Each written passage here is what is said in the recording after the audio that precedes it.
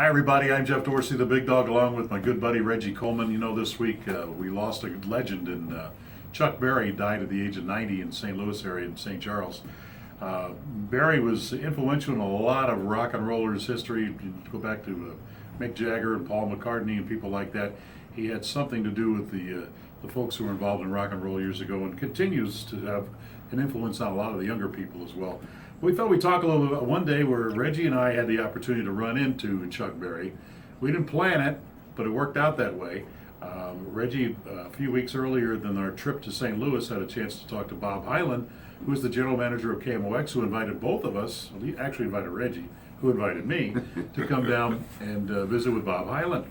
And we were really looking forward to that visit as well. And on our way down there, we decided to stop to get something to eat. And I'll turn it over to you, Mr. Coleman. What happened after that?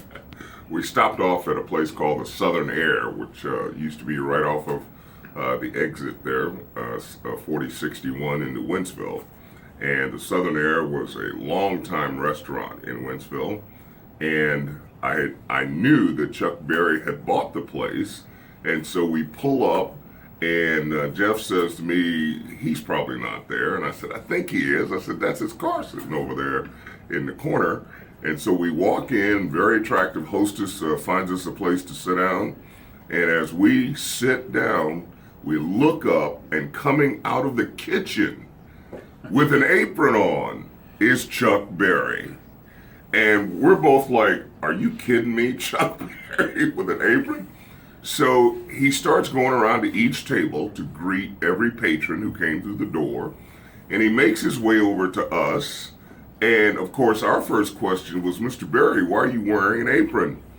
He says, well, you know, I had a busboy and I had a waitress, both quit yesterday. Haven't had a chance to hire anybody. And you know, when you're the owner of a restaurant, you're the chief cook and bottle washer. So he said, I was back there washing dishes.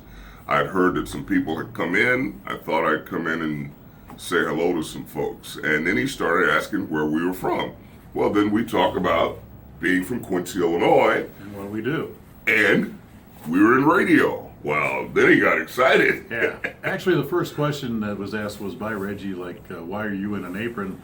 My first question was to him, would you please pinch me because I don't believe I'm having a chance to meet you right now.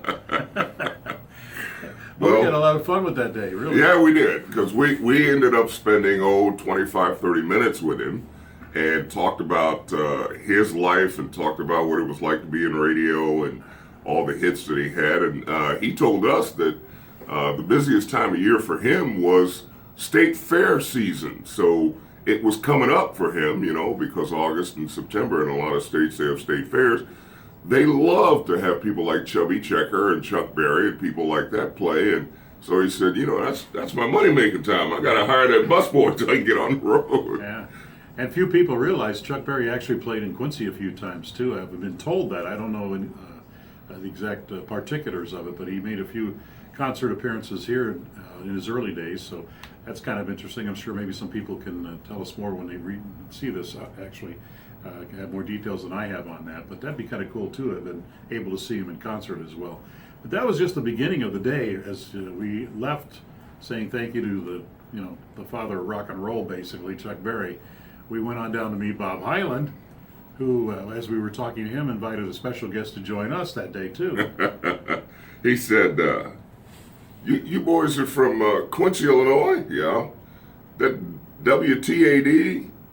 You familiar with us? He goes, yeah. He goes, I worked there. That was my first job straight out of college back in the 40s.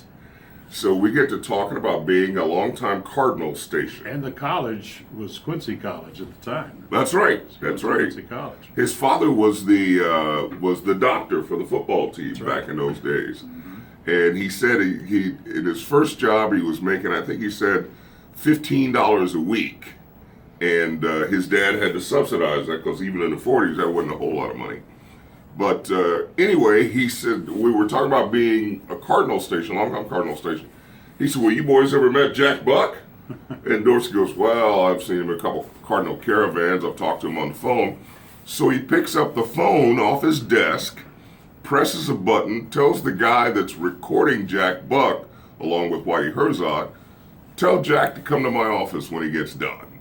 And 5 minutes later, we're sitting there continuing our conversation with Mr. Highland, and you hear this, "You want to see me, boss?" And in walks Jack Buck. And I thought I was going to fall out of my chair.